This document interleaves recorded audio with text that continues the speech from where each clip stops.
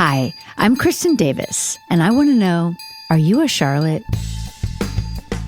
Hello, everyone. Welcome to Are You a Charlotte? Today, we are discussing the finale of season 1, which I can't even believe that we're finally here to the finale of season 1. It's crazy. It's been such a ride already. So this is episode 112. It is called O Come All Ye Faithful. And I have the incredible Camilla Luddington is here with us. Very excited. I've already met Camilla here in this very room. Yeah. She also has an iHeart podcast called Call It What It Is, which I've listened and I've been loving. Okay, I'm learning so much with her friend Jessica Capshaw, who also is here, who is lovely. And they're both on Grey's Anatomy or work. Yes. She's now on 911 Nashville. She just announced yesterday she's the female lead of that show. Yeah. Amazing. Yes. Good for her. They're so nice, you guys. And they have a really fun podcast. And also they're on Grey's Anatomy. And that's incredible. And you have been a long time, which also kills me because you're like such a baby. Oh my God. I love that you say that, but no. Really? Yes. No. Come on. Oh, thank you. I mean, I look at your resume and all the things you've done, and I would never think that you would look like such a baby, but you've had quite the career. But you started at 5 or something crazy. I did. I started theater at 5. I knew I wanted to be an actress really young. Amazing. Nobody else in my family had ever done it before.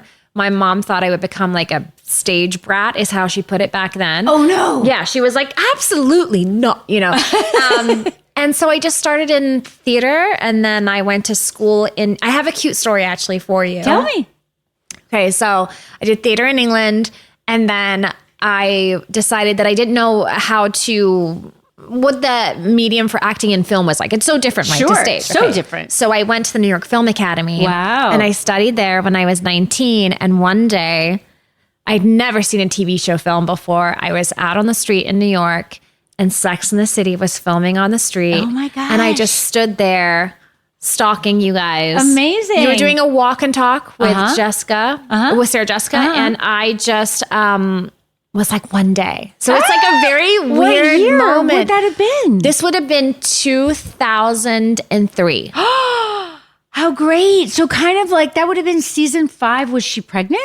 Did she look pregnant? She did not look pregnant. Okay, interesting. And it was just me and her, or all of us? No, it was you guys. Well, how fun. I know. How amazing. Yeah. Did we seem like we were having fun, or did we seem stressed? No. Oh, good. Not stressed at all. And I remember thinking about that energy because it just looked easy breezy to you guys. I mean, of course it was. It was season 5, but I remember thinking like in the middle of New York City. Yeah. You guys were able to tune it all out too and have this moment, and fans were watching you, and I was watching. Yeah. Oh, that's it was really cool. Yeah. It is really cool. It's still really cool when we film. But the thing that's so different is back then, and by season 5, I'm not sure how much this would be true, but when we started, it was almost like guerrilla TV making. Like it wasn't like I had been on Melrose Place here and it had been this huge like spelling production, right? Yeah. But when we went there, we often had handheld. We were shooting on Super 16, which is like totally different. And now we have cranes. We have so much stuff because our production value is here, and it used to be here. But I love how we used to be. Like it was special and grainy and very New York looking. Yes. But we could also film really quickly because we had to do pages and pages a day. But we had like 17-hour days was normal. One time we had a 24-hour day. What? Yeah, we just filmed around the clock. Like it was so crazy. Wait, I have a question. Yeah. As an actor, how did that end? Why did that end up happening? Why and how? We still ask ourselves this, Camilla, okay? Because we still have really long hours, not as bad. And now they make us go at 4:30, whereas we used to film until 4:30, or whenever the sun came up, 7:30. We would just film until the sun came up because we would be outside exterior night, right? Right. That was the Sex and the City show itself. And now we're more outside exterior day because of the plot lines, right? So they make us get up in the wee hours and get there. But we still sometimes are like, why are we like this? And we really don't know the answer, except to say that our kind of modus operandi is overly ambitious. I love that. Thank you. I love it. I mean, it's great in some ways and then hard in others, but like I do think it's the reason for our success and for our continued success. Yeah. Is that we're always kind of overshooting what we actually have been allowed to do. You know what I'm saying? Yeah. Like, we're just like, we're going to do it all. We're going to try to do it all. And do we always succeed? No, we don't. Sometimes we fail. When you swing big, sometimes you don't, get there. But it's okay. I would prefer that. Are you guys allowed to improvise on the set? No. Oh, interesting. No, like twice maybe we've been allowed to improvise in the beginning. Like there's a scene in the first or second episode when we were talking about our perceived faults. And they left it open in the script because they didn't want to say what they thought we might think our own faults were. Oh, wow. Sweet? That's really, now I have to know. go back and watch that. So did they keep the answers that you gave organically, improvising? Yeah. Wow. Yeah. I talk about my thighs. Oh, no. Oh, yeah. Charlotte, no. Oh, yeah, definitely. Yeah, Oh, that my was God. the bane of my existence for quite some time, which is so silly. But people were very hard on me, very, very hard on me. That's so funny because I watched the finale episode last night. I loved it, actually. I love that was my homework for the podcast because it felt like I said my kids were supposed to be going to bed. And I was like, Mommy's gotta watch this show. And it felt like, I was like, listen, you guys, I would love to be giving you a bath right now, but I've got to watch Sex and the City. I love it. And I was like, love it. yes, I was literally in bed, like blanket to That's hear. how I watch it too. But you are gorgeous and you look so, everyone would say children. fetus. Baby. Beyond. It's so crazy to me. And then I had to look up how old all you guys were. Because I'm like, we're in our when did you 30s. start? You're like early 30s. I mean, I think I was either 32 or 33. I'm the worst. Like people are like, what year was that? I'm like, I don't know what year it was. Like, also once we started, it's a blur, but I know we were all over 30. Kim, a little older than us, which, I think is a known fact. Kim's was 40. It said 42. The internet said 42, which is only a year older than me. Right. And I was Oh my like, God. wow, oh my God, that's the role I would play. Really? You're a Samantha? No, I'm not. I'm not a Samantha. And by the way, no, I'm just saying age-wise, No. I would be like the one for all the, the little, this is kind of like on our No. show, we have the interns and then we have the older. Right. So it's like me out with the interns a little bit. No, I thought about this because of your podcast title, Yeah. Who I Am. You did. That was great. And I've decided it changes through the years. Yes. Right now, probably more of a Charlotte. Oh. Yeah. Because you're in like married kid I'm in life? the married life. I'm in like the mommy mode and trying to make it all work. Right. But then I think I would have thought I was a Carrie. And then I watched the episode last night. Not that this is going to sound really weird because the episode last night, which we'll get into, I have not had the Miranda experience in that episode. But Neither have I. No. But I did think like maybe I was a Miranda. Ooh. Are you? Well, because your podcast is called Call It What It Is, which is She's kind of a blunt. Miranda kind of a thing. She's really blunt. Yeah. She's about her career. And I think that and the dating sort of like is in there, but not necessarily the focus for her. That's true. Yeah, absolutely. And so I think like before I was a Charlotte, I probably was more Miranda. Love it. I love it. I love Miranda so much. And I think there was kind of a thing for a while there was a thing for a while about Charlotte being the prude, which is hysterical when you actually look at all the things that Charlotte does early on. Yes. It's not that prudish. Yes. But there was also a thing where Miranda was thought to be like too uptight or, like a hard ass or whatever. I don't know how to put it. And there became a thing where everyone was like, we're all Mirandas, Miranda's wonderful, which I think is true, right? But it is interesting culturally to look at what has been kind of the in thing to be. And then I think everyone thought they were a Carrie. And then there was like this thing of like Carrie's narcissistic, which I find really weird. Yes. And we're going to deal with that when we have Sarah Jessica on. Yes. But I don't personally find that to be true at all. I think that because we're hearing her voiceover and her... We're just let in a little bit more. Yes. Right? Exactly. Yes. And she's a searcher. She's searching, actively searching and investigating, right? So like she's searching for herself, but she's also, investigating. I recently had Candace on who was, wrote the original column. And she still is up there with the facts. Like this many women are single now. This percentage of, women over 40 are single. Like I was like, oh, you're still at it. Like it's amazing. Yeah. But that's just really who she is. And she's still actively writing. But, she's like a journalist, anthropologist in a way of like, what are the trends? What are the social trends? And so Carrie's that, but she's also on this quest for love and really kind of for her own I think where we get to, though we're not really there at the end of season 1, though she does end the show with an amazing quote, which we'll get to. But, it's about, Michael Patrick would always say that it was really about all of our characters search for completely loving themselves, loving and accepting themselves. I agree. Yeah. Which is, such a great, universal, incredible message. But when we began, we didn't know that. We were just like, oh my God, we're on this crazy show and we get to stomp around New York. You know what I mean? Yeah. Which is so true.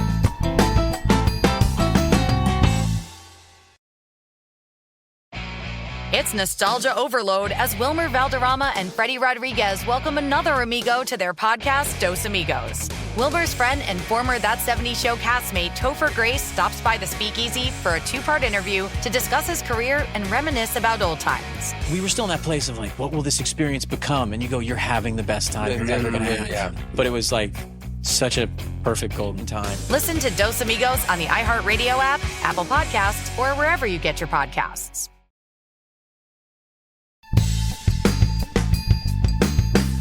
I'm so happy that you saw us filming back in the olden days because we sometimes we're like, remember when we used to just wheel the lights down the block? I feel like in my memory, this is a million years ago, clearly, but in my memory, there were no like huge light setups, definitely no crane. And it was just like steady cam, maybe like this, Yep. Exactly. It was very simple, but like, it was Sex in the City. It worked. And I was in New York City wanting to be an actress. It was like a moment. Amazing. Yeah. Amazing. So you were on Californication with Evan Handler, who plays Harry, my husband, who I love very much. But can I just tell you, I couldn't watch that show because I tried once and I literally had nightmares about it. So there are parts. Listen, it's definitely polarizing. It's not everyone's cup of tea. Well, also because it was Evan, and then I know David, so it was and like they're totally different characters. I was like, this is not good for my mental health. I can't watch it. But you were on it with Evan. I was on it with Evan, and when I got the role, I knew that I was going to be sort of clearly naked, so naked, like ass out, boobs out, naked with somebody. And it's so funny because I think about this now on Grey's Anatomy, I'm like, can I have a onesie if I do a sex scene? I'm like, zip up to my neck. Back then I was like, this is great, whatever. Really? Like not stressed about it. Not stressed about it. I really wasn't. Wow. No, I mean, it was fleeting, clearly. Like that moment's gone. But amazing that you had it. Yes. Amazing that I had it. Yeah. And Evan, they said, you're going to be with Evan. And I remember thinking, Charlotte's husband. Aww. And I was like so comforted by like, oh, I know Evan. I didn't know Evan at all. Right. And he is pretty different. He is different, but I have to say that, you never know in our industry what you're going to get, especially when you're in a position on a show like that. Yeah. And it's it's the things we had to do were insane. We had to like crawl naked and hide to get not just sex scenes, but like just crazy shit because that's what the show is. And he was such an amazing co-star. He was such a gentleman. Oh, good. He's a gentleman. Yeah. And it's like we would shoot a sex scene and then we would go back within our little and sit there and he'd be like, so my wife and kids. And that's and it made me feel so comfortable. Definitely. Yeah. So I was so grateful on a show like that.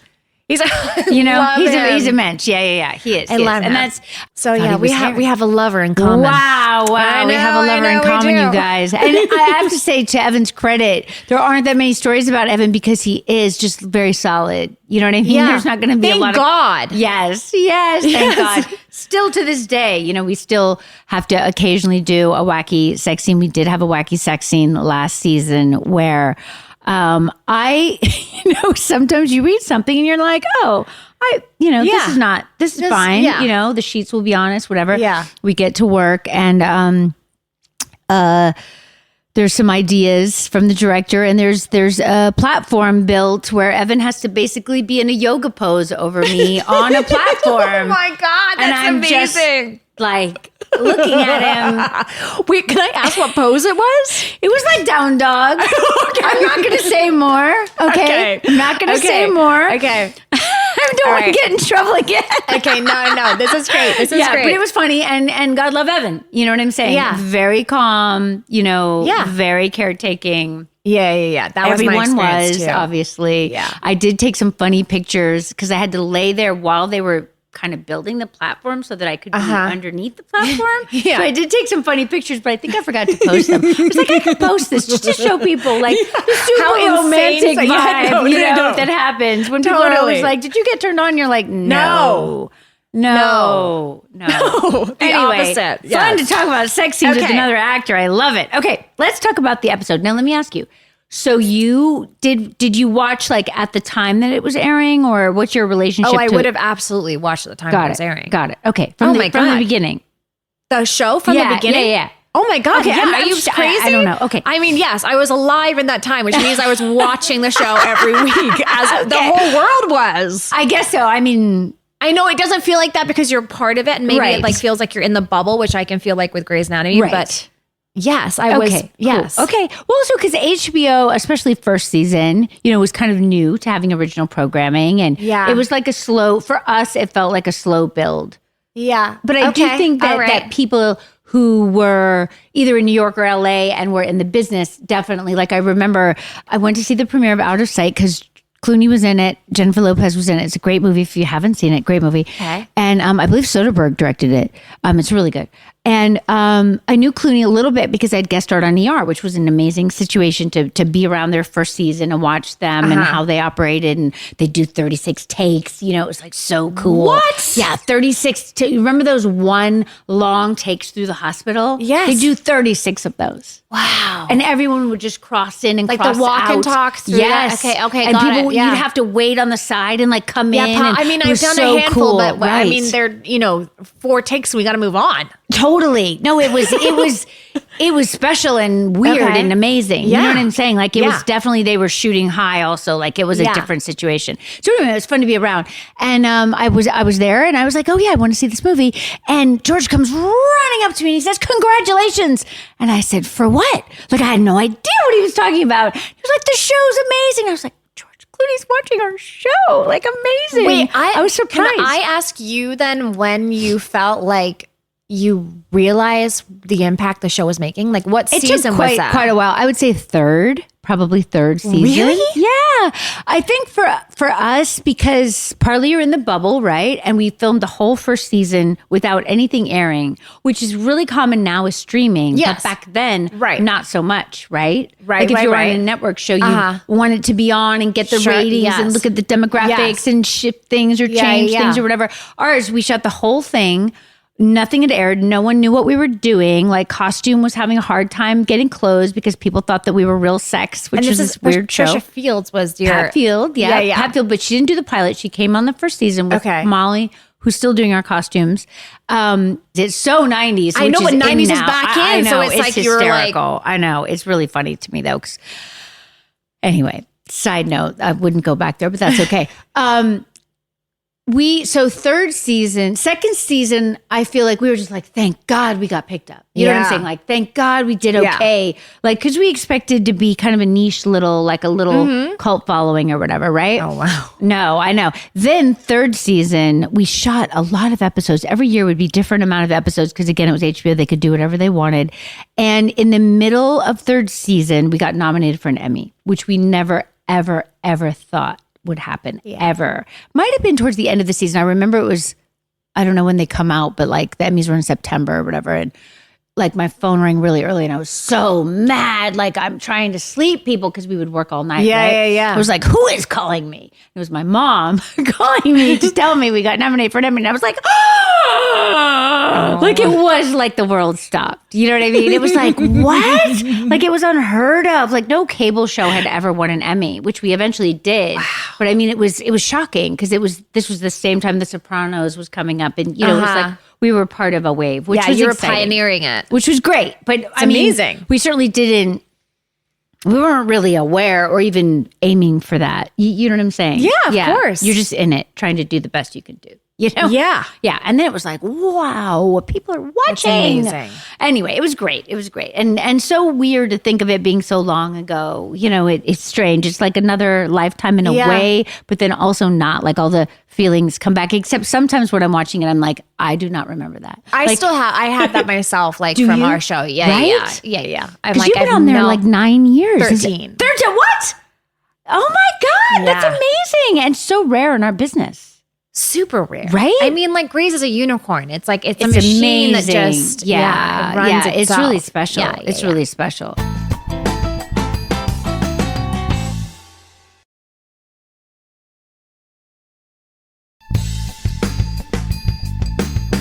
Did you ever think in your own mind, and then I will get to the show, but I'm just curious. It's nostalgia overload as Wilmer Valderrama and Freddie Rodriguez welcome another amigo to their podcast, Dos Amigos. Wilmer's friend and former That 70s Show castmate Topher Grace stops by the Speakeasy for a 2-part interview to discuss his career and reminisce about old times. We were still in that place of like, what will this experience become? And you go, you're having the best time you're ever going to have. Yeah. But it was like such a perfect golden time. Listen to Dos Amigos on the iHeartRadio app, Apple Podcasts, or wherever you get your podcasts. Like when you were starting, which obviously you were a kid, but when you moved here, did you ever think like, I want to be on a show and be on it for 13 years? Like, did that ever enter your mind? No, I just wanted to pay my rent. Yeah. I was waitressing for so long that I just wanted to be like the dream changed over time, right? You just want to work. Right. And then you want to be able to quit your second job and work. Yeah. And then it's like, it's slowly, I tell you what happened for Grey's. We hit Netflix somewhere around like, I forget which season. And then it just got crazy. I feel like the show just took on a new second life. Wow, interesting. And so that's when I thought like, oh, we don't have a few seasons left because we're almost in our 10th, 11th season. Right. This could go for a while. And now, here we are about to shoot 22. Unbelievable. I know. Yeah. That is so amazing. I remember when Grey's came out and it was like, what is this? This is interesting. It's a medical show, but it's also kind of a relationship show. Yeah. And there were those high heels. And I was like, what's that? Yeah. That's super interesting. It's an amalgam of things. Yeah. But it's been so great because there's been so many strong female characters. Oh, yeah. It's incredible. Oh, yeah. And also, like, I'm just so impressed, I have to say, by our guest cast every single week. We just get you guys have amazing incredible people on every week that keep me on my toes as an actor. Written. It's well written. I think that's why, right? Because sometimes guest stars are not interestingly written. No offense to anyone, but you know what I'm saying? You guys are amazing. Give a lot of guest stars a lot of heart so that you're so invested by them in them by like 20 minutes in. You're like, now I really care about this person and their family and their medical condition. And so, it's really special. I get a lot of anxiety watching medical shows. Well, I have a lot of medical anxiety. Me too. I don't know how you handle it. I actually talked to my therapist about this week because I was like, it's probably in a way the worst show I could have gotten on because I know everything that you could possibly get. Oh no. Every disaster. Oh no. But God bless Zoloft. I talk about this all the time. I'm a Zoloft girly and it helps with my anxiety. Whatever works. I tried to watch The Pit and then I was like, I can't watch The Pit. Can't watch that. I mean, God bless him. I know that feels, I have enough of it on our show. I bet. And I love our show, but I don't need to go home and then watch more medical emergencies. I mean, no. And like, I already wasn't, but it's on Max. So I felt like I should. I love Noah Wiley. Do you know what I mean? And so I was like, let's see. I was like, No. Also, I can only watch in that tiny window since the kids have gone to bed, right? So it's right before my bed. It's only a tiny window for me. Yes. And I can't have that be. No, I agree. It's not good. This is why I love reality TV. This is why I watch The Housewives. I mean, people tell me this. I have never seen The Housewives. You gotta which Andy see The gives Housewives. me a terrible time. I know. I have never seen The Housewives. I feel like Sex and the City sort of inspired a show like that too. That is sweet. That is sweet. We know Andy Cohen really well, and so I guess on some level we could take credit for it. But I don't know. I think it was really just the magic of Andy. You know what I mean? Like Andy's super smart. I don't know. There's a little like of that. Like, is there? Yes, because I've never seen it. Because a lot of these housewives end up single, and so then you're watching their dating lives and their fashion and all the things. I never thought about that. That's interesting. See, that's weird. Like, they just get divorced during the show? I mean, they're following people for like sometimes, so many things people happen. And they're exposing their lives, and life is tough, right? And so you see people like some people get married and engaged, and then they're divorced, and yes. Wow. But I do think the That's Sex and the interesting. City has its hands in there. Let's somewhere. ask Andy. You gotta ask Andy. Next time Andy, we see report him. back. Yeah. We ran into Andy. We were in a restaurant filming one of our many. They're the thing that I like, and then we're gonna rewatch. We're gonna get to the rewatch. We're gonna get to the rewatch. When I'm watching back, one of the things that I love to see is that we have these kind of go-to moments. I'm sure you probably feel this on Grace too, where like we kind of do it over and over again through the years. And I love to see it. One is Carrie and Miranda walking, talking, because those are always really deep conversations. If it's Carrie and Miranda, like they are very much, I wasn't aware of this back then. And I really wasn't aware of it till I started rewatching. It's a very interesting relationship that they have, unlike the rest of us. Oh, interesting. Because Miranda kind of calls Carrie on her stuff. Yeah. And she also is a little bit, pessimistic. Yes. Yeah. Rough or whatever. So Carrie will be like, maybe not. And she'll be like, maybe, blah, blah, blah, blah. Yeah. Like just cut it right out from under her. Yeah. Do you know what I mean? Which is really interesting. And I feel like she's the only one. I mean, Samantha in some ways, well, she just has her general, you kind of know what her take is going to be. Her take is going to be like, do what you want, honey, Yes. in that way. But like Miranda really, Carrie kind of, gives her biggest worries or her deepest thoughts or whatever. And Miranda's like, rah, rah, rah, rah. It's super interesting. But they also really love each other, obviously. And the other one is that we do have this thing. We did it early on, maybe the first episode after the pilot, where we meet up at the end of the episode somewhere like at a restaurant or at a movie theater. It was at the movie theater first season. And we all hug and then we go in. And this is something we've done over the years, like at the end of the first movie is for Samantha's birthday. That ended up being the poster of the film. It was not supposed to be the poster of the film, but we're walking in the meatpacking district. And it was the wee hours, like possibly 4 a.m. And it had rained. And then also we went down the street, how they do, in film to make it look beautiful. And there's a puddle and Sarah Jessica's wearing her Dior, warrior shoes. They have a better name. Gladiators. Oh, her gladiator shoes. Thank you very much. Yes. Yeah. And there's cobblestone.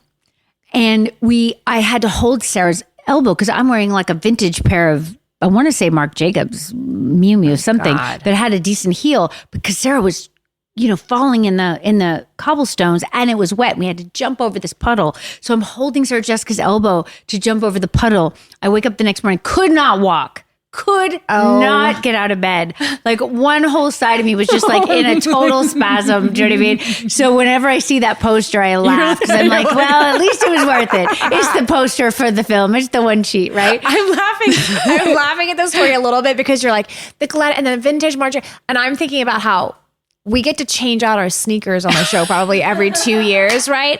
And they're like, here are some Adidas, and I get I'm like, oh my god, Adidas! Like, but so I excited. bet your feet are doing a lot better than ours. Yes, but I don't know if it's worth it. I don't know. Every morning when I wake up, my right foot is numb. Would I take numb for vintage Marc Jacobs? I might. Okay, fair enough. Do you know what I mean? Like, that's true. I just sometimes feel guilty. Memories. I feel guilty. That's true. And I mean, look, they're amazing. They're amazing shoes. We get amazing shoes. But people are always like, how do you do it? I'm like, pain. Okay, pain. No. Pain. Like pain. But so and neuropathy. exciting. You know what I mean? Yes, it is so exciting. I mean, we're spoiled rotten. Yes. No doubt. But anyway, we meet up in that scene after jumping over the puddle in the middle of the night.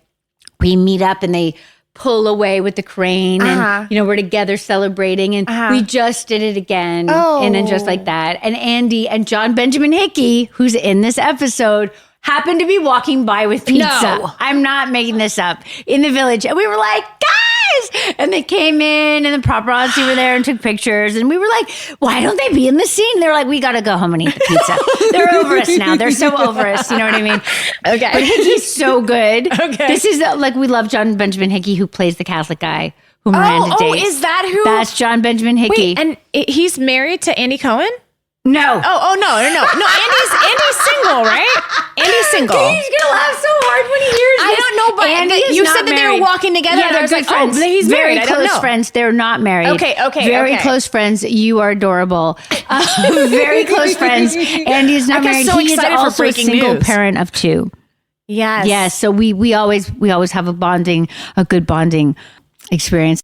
Okay, we have so much to say about the finale of the first season that we're going to make this into another episode of podcasting. Okay, come back on Wednesday.